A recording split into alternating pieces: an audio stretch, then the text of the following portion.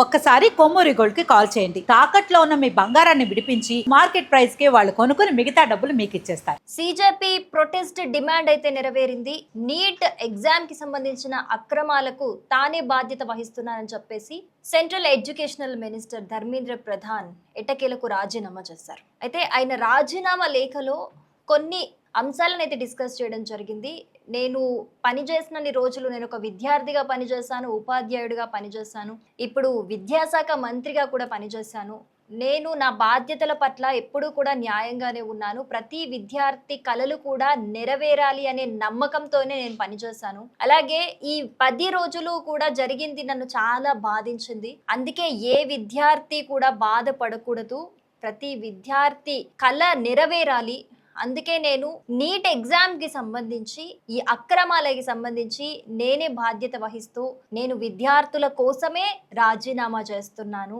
ఎందుకంటే విద్యార్థులని నీట్ అనే రీజన్ తోని పక్కదోవ పట్టిస్తున్నారు దేశ ద్రోహులు. అది నాకు ఎంత మాత్రం కూడా ఇష్టం లేదు. అందుకనే దీనికి నేనే బాధ్యత వహిస్తూ నేను రాజీనామా చేస్తున్నాను అని చెప్పేసి ఆయన లేఖలో స్పష్టంగా చెప్పడం జరిగింది. ఇంకొకటి ఆయన నీట్ ఎగ్జామ్ గురించి కూడా డిస్కస్ చేయడం జరిగింది. అదే లేఖలో మే 3న ఎగ్జామ్ జరిగిన తర్వాత పేపర్ లీక్ అనేది ఇన్ఫర్మేషన్ బయటికి వచ్చింది. దాని తర్వాత జూన్ 21న మళ్ళీ మేము రీ ఎగ్జామ్ కండక్ట్ చేసాము. ఆ రీ ఎగ్జామ్ అప్పుడు చాలా పక్కడ్బందీగా మేమందరం చాలా కష్టపడి మరి ఆ NEET exam re exam conduct చేయడం జరిగింది. సో జూలై 16న జూన్ 21న రీ ఎగ్జామ్ జరిగితే జూలై 16న కూడా రిజల్ట్స్ రావడం జరిగిందని అందులో ఆయన ప్రస్తావించడం జరిగింది. అలాగే ఈసారి అలాంటి సంస్కరణలన్నింటినీ కూడా చాలా పక్కడ్బందీగా ప్లాన్ చేస్తూ నెక్స్ట్ ఎప్పుడైనా సరే నీట్ ఎగ్జామ్ అనేది ఈ ఎగ్జామ్ కి సంబంధించిన ఫార్మాట్స్ కంప్లీట్ సిబిటి మేనర్లో అంటే కంప్లీట్ కంప్యూటరైజ్డ్ మాత్రమే ఉంటాయని చెప్పేసి ప్రభుత్వం ఒక నిర్ణయం తీసుకున్నట్లుగా కూడా అందులో ఆయన ప్రస్తావించడం జరిగింది. సో ఆల్రెడీ ప్రధాని నరేంద్ర మోడీ గారు కూడా దీని గురించి ప్రొటెస్ట్ కి సంబంధించి స్పందించడం జరిగింది. ఇప్పుడు ధర్మేంద్ర ప్రధాన్ గారు కూడా రిజైన్ చేశారు. సో ఓవరాల్ గా అయితే గవర్నమెంట్ నుంచి వస్తున్నది చూస్తుంటే గనక వీళ్ళ డిమాండ్స్ ఏవైతే ఉన్నాయో విద్యార్థుల డిమాండ్స్ వాటన్నిటినీ కూడా అంగీకరిస్తూ మేము కూడా విద్యార్థుల తరపునే నిలబడ్డాము. ఏ విద్యార్థి కూడా బాధపడకూడదు. వాళ్ళు బాగా చదువుకోవాలి, వాళ్ళ కలలన్నీ సాకారం చేసుకోవాలి. వాళ్ళ డిమాండ్లలో న్యాయం ఉంటే గనక మేం కూడా విద్యార్థుల తరపునే నిలబడతాము. గవర్నమెంట్ ని ప్రశ్నించే హక్కు వాళ్ళకి ఖచ్చితంగా ఉంది అనే విధంగా గవర్నమెంట్ ఈ ప్రొటెస్ట్ కి సంబంధించి రెస్పాండ్ అయినట్లుగా కూడా మనకి క్రిస్టల్ క్లియర్ గా తెలుస్తుంది. సో ఆ ప్రొటెస్ట్ కి సంబంధించి సిజేపీ పార్టీ వాళ్ళు కొన్ని మాట్లాడారు. ఏంటి అని అంటే ఆ ప్రొటెస్ట్ లో కొంతమంది విద్యార్థులకి గాయాలయ్యాయి, కొంతమంది మీద కేసులు కూడా నమోదయ్యాయి. సో వాటన్నిటినీ కూడా మాఫీ చేయాలి అని చెప్పేసి కూడా ఒక డిమాండ్ వినిపించారు. సో దానికి సానుకూలంగానే స్పందించింది గవర్నమెంట్.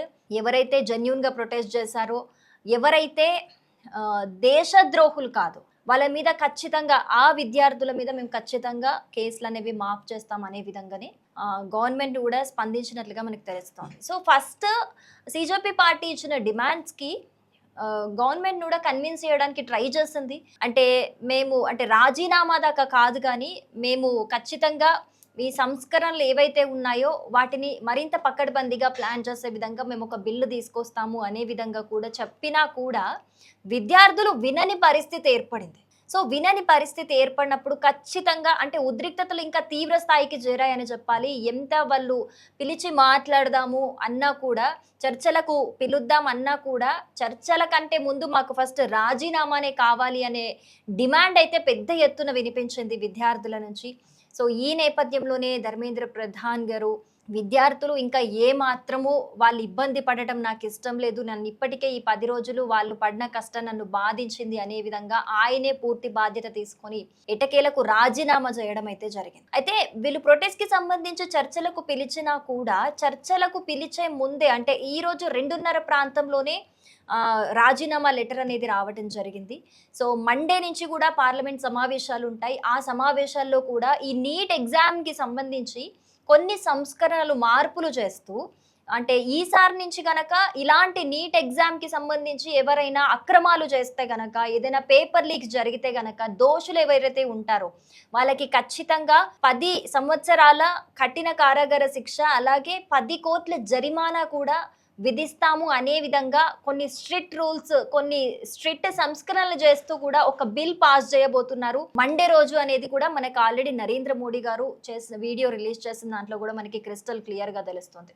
సో సిజేపీ పార్టీ చేసిన ప్రొటెస్ట్ అంటే విద్యార్థుల ప్రొటెస్ట్ కి, సిజేపీ పార్టీ ప్రొటెస్ట్ కంటే కూడా విద్యార్థుల మొరను ఆలకించింది గవర్నమెంట్ అని మనం క్లియర్ గా వినిపించుకోవచ్చు. ఎందుకు అనంటే ఇక్కడ ఇదే ప్రొటెస్ట్ ని అదునుగా చేసుకొని చాలా మంది చాలా చేశారు, అవన్నీ కూడా మనం చూసాము. కానీ జెన్యూన్ స్టూడెంట్స్ ఎవరైతే సఫర్ అయ్యారో వాళ్ళ తరపున గవర్నమెంట్ నిలబడింది. గవర్నమెంట్ నిజంగా వాళ్ళకి ఒక పాజిటివ్ రెస్పాన్స్ ఇచ్చిందని మనం చెప్పుకోవాలి దీన్ని బట్టి. సో ఎట్టకేలకు అయితే స్టూడెంట్స్ అనుకున్నదైతే నెరవేరింది. ఇలాంటివి మళ్ళీ మళ్ళీ జరగకుండా, మళ్ళీ మళ్ళీ రిపీట్ అవ్వకుండా కూడా ఒక బిల్లు ప్రవేశపెట్టనున్నట్లుగా అయితే మనకి క్లియర్గా తెలుస్తోంది. సో దీనికి సంబంధించి అయితే ఢిల్లీలోని జంతర్ మంతర్ దగ్గర విద్యార్థులు పెద్ద ఎత్తున అందరూ కూడా చాలా సంతోషం వ్యక్తం చేస్తూ కూడా కేరింతలు కొడుతూ డాన్సులు చేసుకుంటున్న పరిస్థితి అయితే మనకు కనిపిస్తూ ఉంది. ఎట్టకేలకు వాళ్ళ డిమాండ్ నెరవేరినందున. సో ఈ రాజీనామాతోని ఈ ప్రొటెస్ట్ అయితే ఇప్పటికి చల్లబడిందని అనుకుంటున్నాము.